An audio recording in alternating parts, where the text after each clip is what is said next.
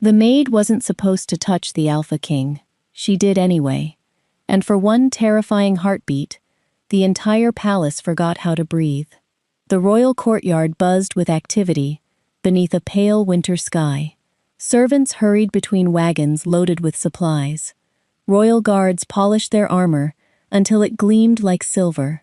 Stable hands soothed restless horses, harnessed to the grandest carriage in the kingdom.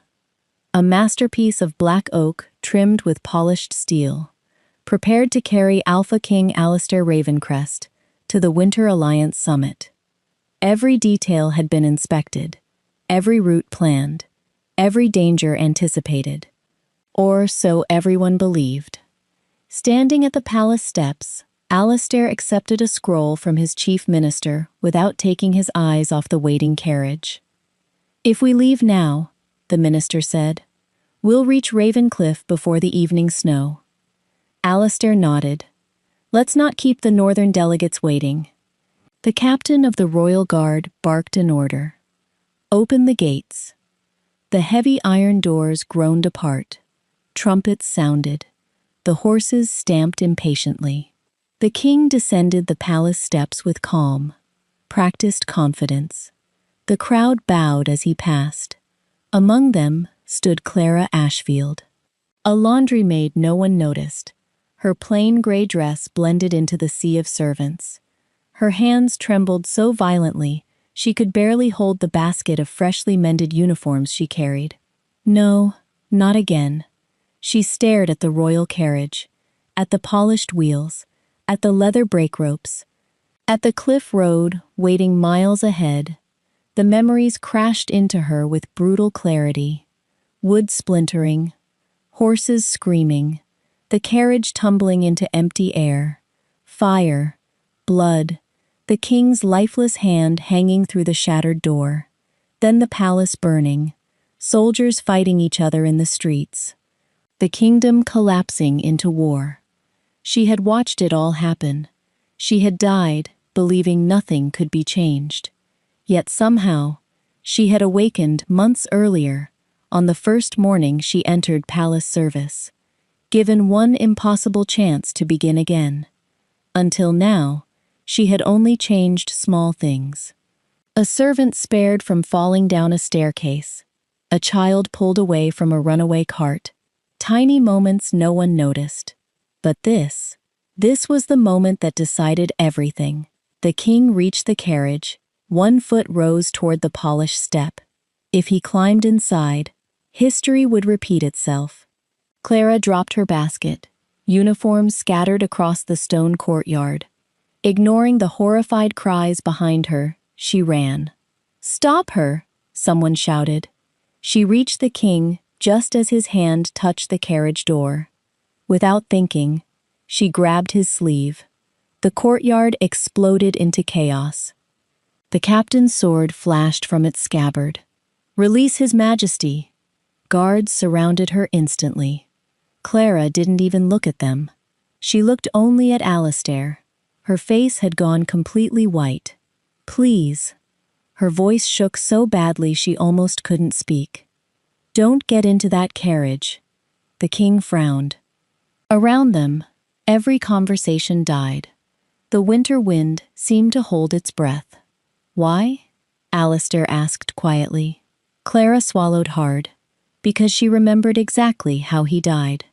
"The left rear wheel will break when you reach Ravencliff." She pointed toward the carriage with trembling fingers. "But that isn't what will kill you." The captain stared at her. "What are you talking about?" Tears filled Clara's eyes. "The wheel is only the trap." She took one unsteady breath. "Someone has already cut the brake ropes." Silence crashed over the courtyard. Alistair slowly turned toward his chief engineer. "Inspect the carriage." The engineer hesitated. "Your Majesty, we all ready. Now." Minutes later, a horrified cry echoed from beneath the carriage. The royal courtyard remained frozen in stunned silence. Then the chief engineer crawled out from beneath the carriage. His face had lost all color. In his shaking hands hung a length of leather rope. or what remained of it. The brake line has been cut. He swallowed hard, almost completely. Several strands still clung together, thin enough to escape notice during an ordinary inspection. One hard pull on Ravencliff's steep descent, and they would have snapped. The captain of the Royal Guard snatched the rope from his hands. Searched the entire carriage.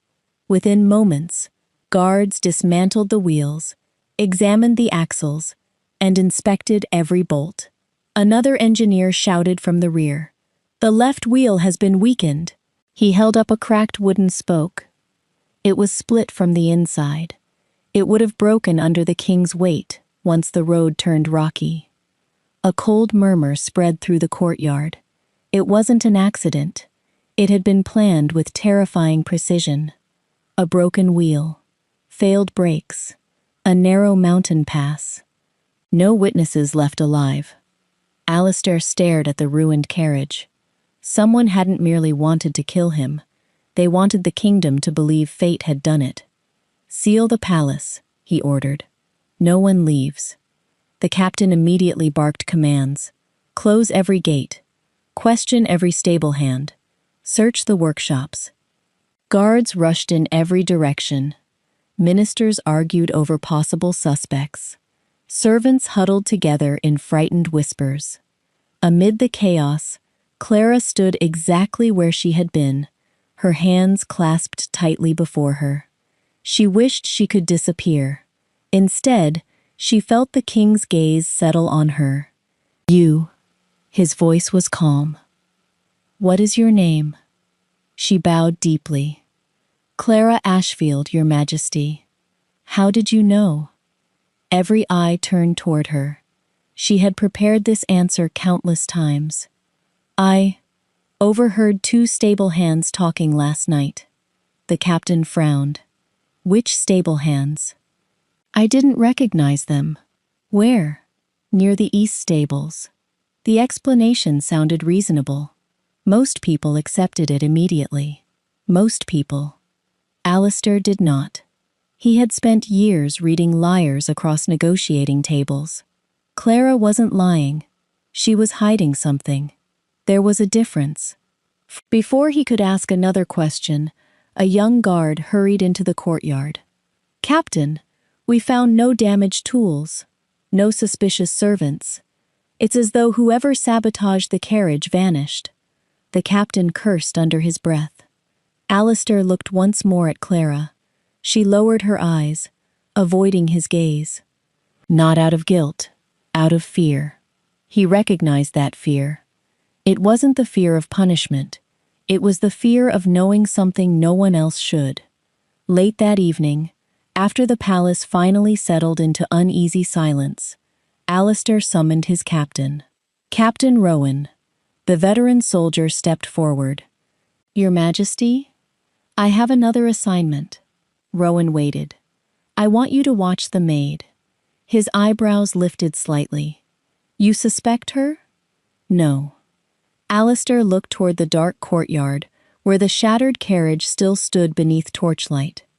"I suspect she knows far more than she's willing to say."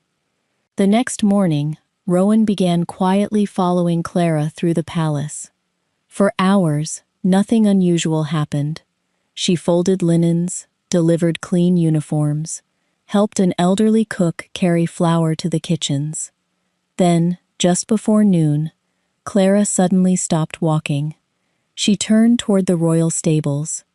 Her expression changed instantly. Without warning, she dropped everything and ran. Rowan sprinted after her.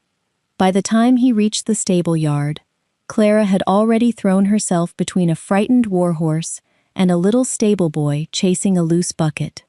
The horse reared violently. Its iron-shod hooves crashed down exactly where the child had been standing only a heartbeat before. The boy lived. Because somehow, Clara had known. Captain Rowan had spent 20 years protecting the royal family. He trusted evidence. He trusted instincts. He did not trust coincidences. Yet Clara Ashfield was becoming impossible to explain. The frightened warhorse should have crushed the stable boy. Instead, Clara reached him seconds before disaster struck. The child escaped with nothing more than a scraped knee.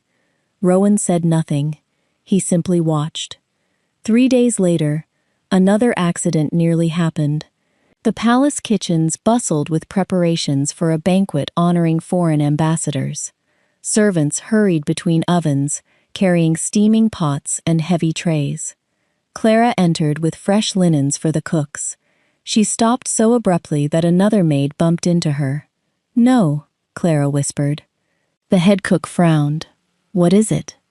Instead of answering, Clara hurried across the kitchen and grabbed a young servant by the arm. "Step back." The girl blinked.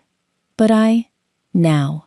Startled by Clara's urgency, the servant obeyed. A heartbeat later, the thick rope suspending a massive iron cauldron snapped. The boiling stew crashed onto the stone floor. Steam exploded through the kitchen. Everyone froze. Had the servant remained where she stood, she would have been beneath it. The head cook slowly turned toward Clara. "How did you know?" Clara lowered her eyes. "I heard the rope creaking." No one questioned her. Everyone had heard old ropes creak before. Only Rowan noticed something troubling. The rope hadn't made a sound until after Clara moved. The following week, palace gardeners prepared the western greenhouse for early winter flowers. Clara arrived, carrying fresh towels for the workers. She stared at the glass roof overhead, then dropped the basket. "Everyone out." The gardeners looked at her in confusion. "What?" "Leave." Her voice cracked with panic. The urgency in her expression sent workers rushing toward the doors. The last gardener had barely stepped outside when the ancient roof collapsed. Glass and timber shattered across the empty floor. Silence followed. Then grateful voices filled the air. "You saved us." Clara didn't wait for thanks. She quietly picked up her basket and walked away before anyone could stop her. That evening, Rowan reported everything to the king. Alistair listened without interrupting. The horse, the kitchen, the greenhouse. Rowan folded his arms. Every explanation sounds reasonable, but they're all too perfect. Alistair stared into the fireplace. She's preventing disasters before anyone else even notices them. Rowan nodded. I've searched her background. Nothing unusual. She's 22, daughter of a miller. No criminal record, no connections to noble houses, no reason to know what she knows. The king remained silent. At last he stood. "Tomorrow," he fastened his cloak. "I'll watch her myself." The next afternoon, Alistair quietly followed Clara through the palace corridors. She worked without complaint. She smiled politely at servants, helped an elderly maid carry heavy laundry. Nothing about her seemed extraordinary. Until sunset. As Clara crossed the palace gardens, she suddenly stopped beside the old fountain. Her shoulders began to shake. She looked around carefully, believing herself alone. Then she sank onto a stone bench. She covered her face with both hands and cried. Not the tears of someone seeking sympathy. The quiet, exhausted tears of someone carrying a burden far too heavy to bear. Hidden beneath the shadow of an archway, Alistair watched in silence. For the first time, he stopped wondering whether Clara was dangerous. Instead, he wondered what terrible secret had taught an ordinary maid to fear tomorrow more than today. He decided he would ask her, alone. The palace laundry was quiet after sunset. Most servants had already retired to their quarters. Only the steady rhythm of a needle passing through cloth broke the silence. Clara sat alone beneath a lantern, repairing torn guard uniforms. It kept her hands busy. When her hands were busy, her memories were quieter. The door opened. She looked up. Alpha King Alistair Ravencrest stepped inside alone. No guards, no ministers. He closed the door behind him. "I hope I'm not interrupting." Clara quickly rose to her feet and bowed. "Your Majesty." You don't have to be afraid. She almost laughed. Afraid? She had lived through the end of the world. This room held nothing she feared. Alistair pulled out a wooden chair and sat across from her. For a long moment, neither of them spoke.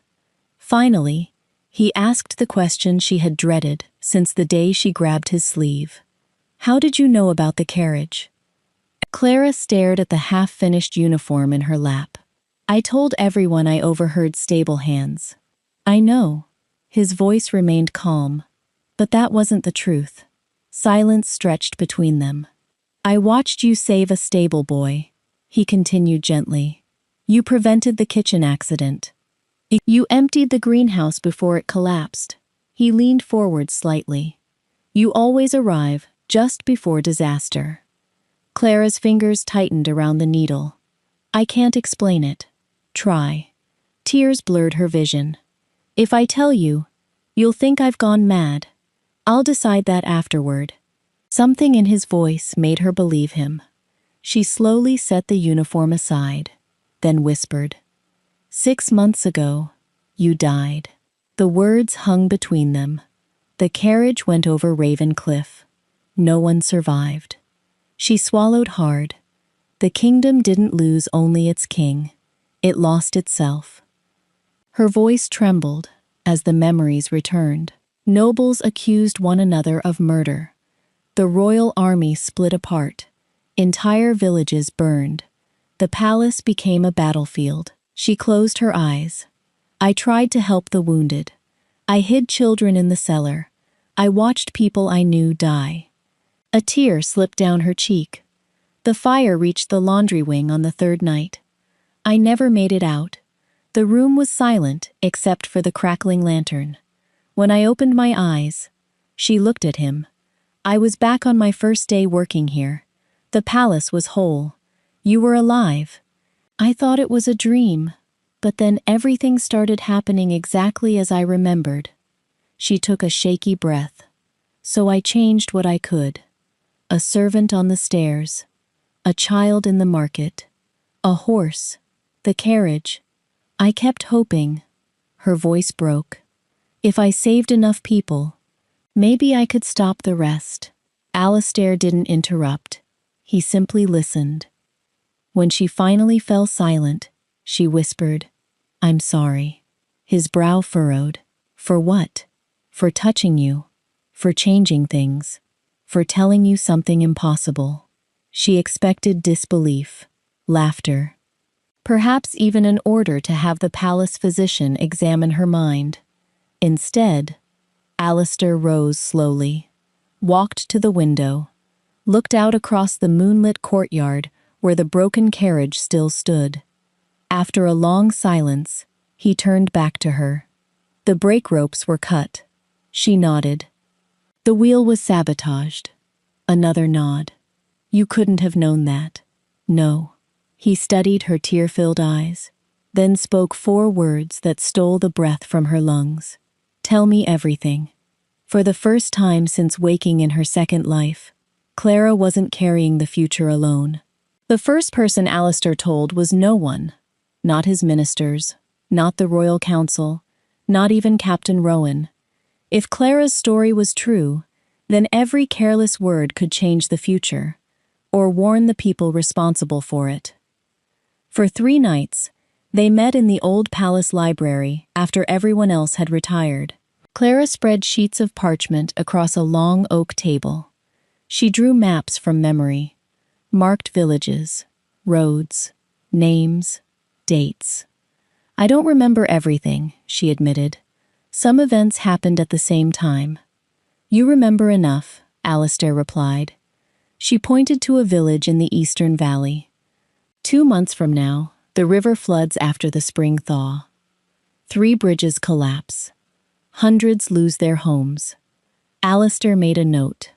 What causes it? The old dam upstream gives way. He immediately wrote another order. Inspect the dam.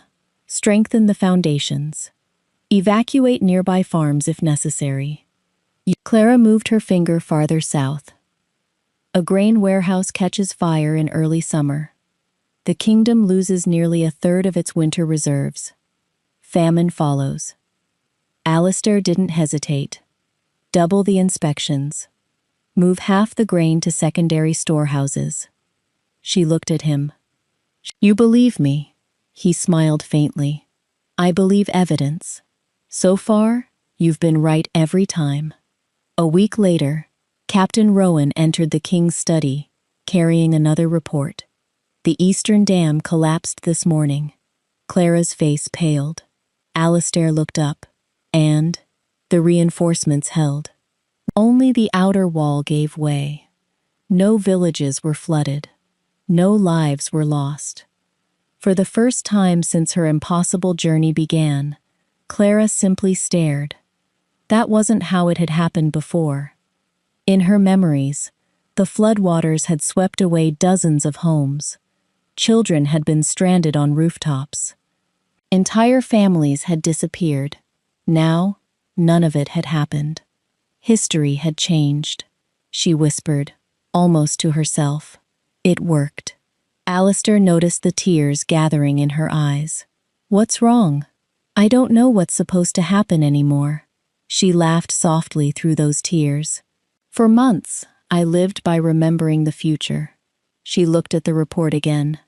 But now, the future is different. Alistair folded the parchment. Good. She blinked. He continued. The purpose was never to recreate the future. It was to build a better one. Days turned into weeks. The changes multiplied.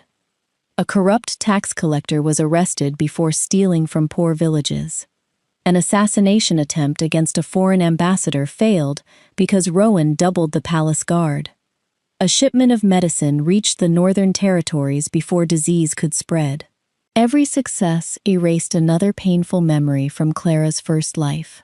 One evening, as they reviewed reports in the library, she frowned at her notes. This isn't right. Alistair looked up. What isn't? In the first future, she searched the pages. The harvest festival ended with a warehouse fire. But it already happened, and nothing burned. She looked genuinely bewildered. I don't remember this version. Alistair leaned back in his chair. Perhaps that's the best news we've received. She smiled uncertainly. Why? Because it means the future is no longer leading us. He closed the final report. We're writing it ourselves.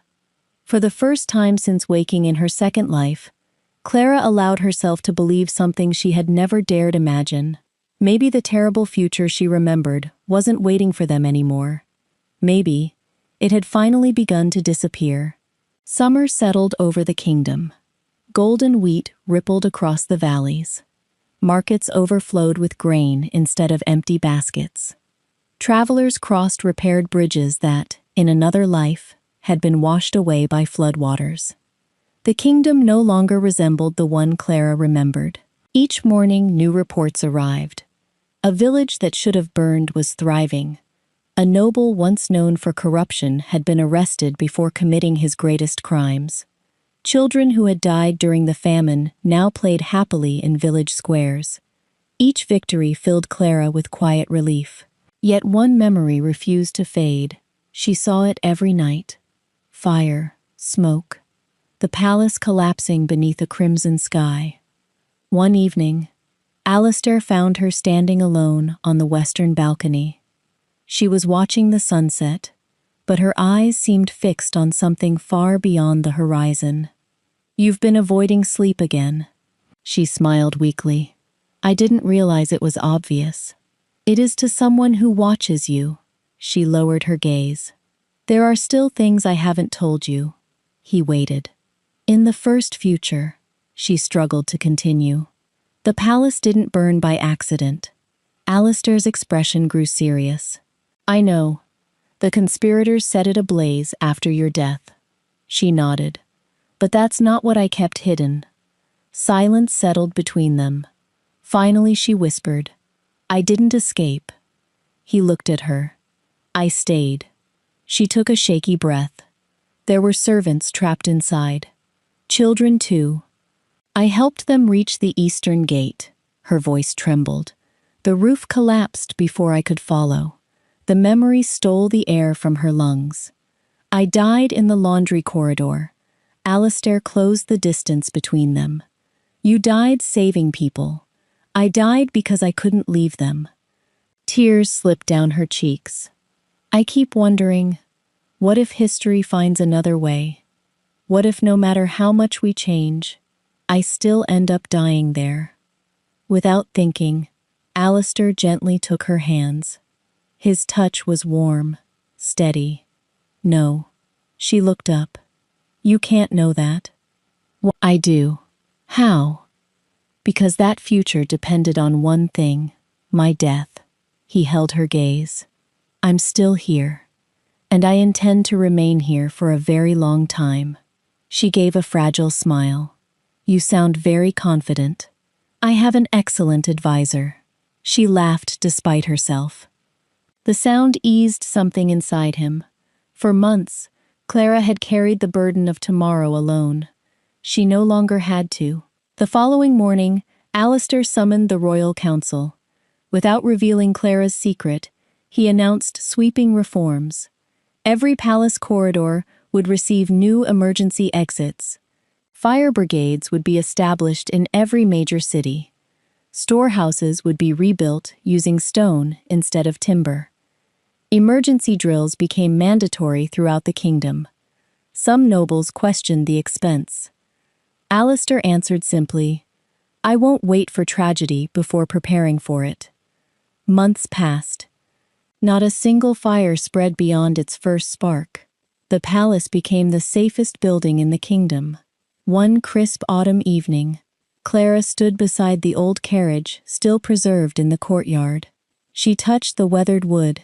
It should have killed you. Alistair joined her, but it didn't. She smiled. No. He looked toward the palace, alive with music and laughter. You once carried the future by yourself. He offered her his hand. You never will again. For the first time since fate had given her a second chance, Clara truly believed him. Exactly 1 year after the day Clara stopped the royal carriage, the palace courtyard filled once again. Snow drifted gently from a pale winter sky. The same stone path where frightened guards had once surrounded a trembling maid was now lined with nobles, soldiers, merchants, and ordinary villagers invited from every corner of the kingdom. No one knew why the king had summoned them. At the center of the courtyard stood the broken carriage. It had been carefully restored, not to be used again, but to preserve the scars left by the sabotage. The cracked wheel remained untouched. The frayed brake rope rested across the driver's seat. A reminder, not of death, but of the life that followed. Clara waited near the palace steps, still wearing the simple blue dress of a royal servant. She had no idea why Alistair had asked her to be there. The murmuring crowd fell silent as the Alpha King stepped forward. He wore his ceremonial black cloak, but there was nothing formal about the warmth in his eyes. He looked first at the carriage, then at Clara.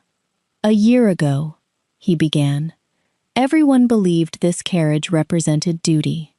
He rested one hand on the damaged wheel. "I know differently. It represents a choice." The crowd listened in complete silence. A young maid ignored every rule that governed this palace. Soft laughter rippled through the gathering. She touched her king.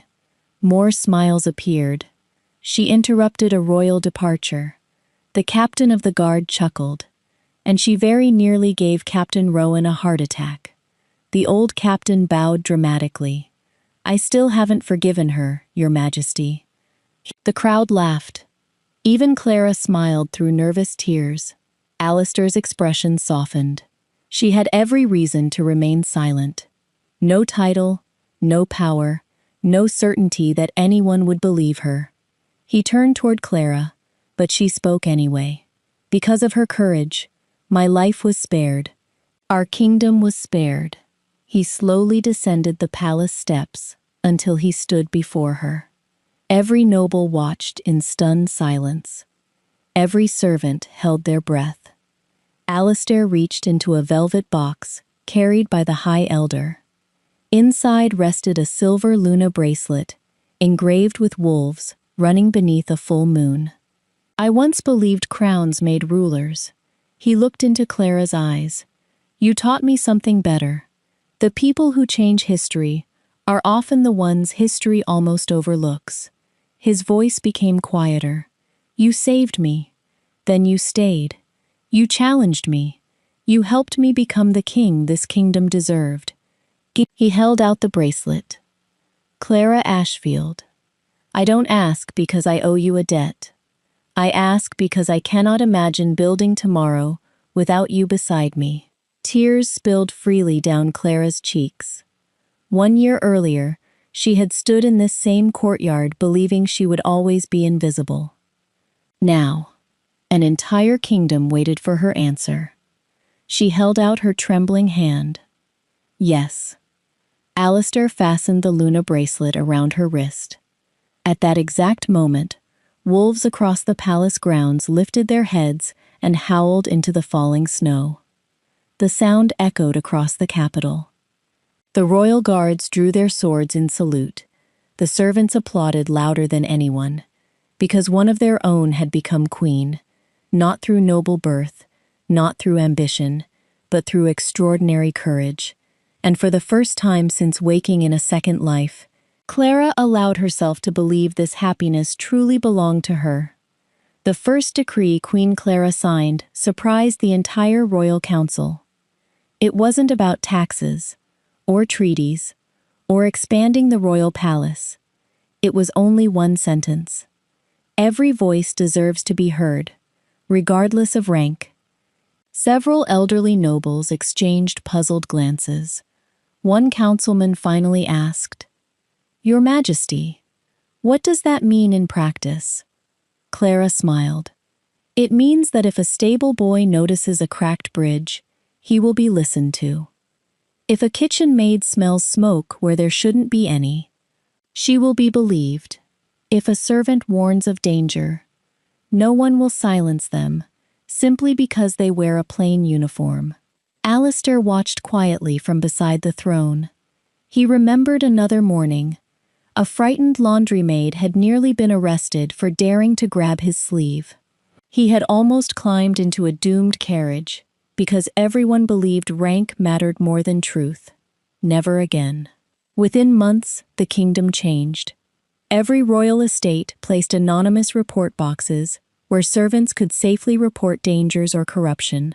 Local councils were required to investigate every warning, no matter who delivered it. Road inspectors checked bridges before every winter. Royal carriages underwent independent inspections before long journeys. Fire brigades trained in every major town. The changes seemed ordinary, until the results became impossible to ignore. Accidents declined. Corruption was uncovered early. Villages recovered faster after storms. People began saying the kingdom had become strangely lucky. Only Alistair and Clara knew it wasn't luck. It was listening. One spring afternoon, the king and queen traveled through the northern provinces. An elderly woman stopped their carriage outside a small village.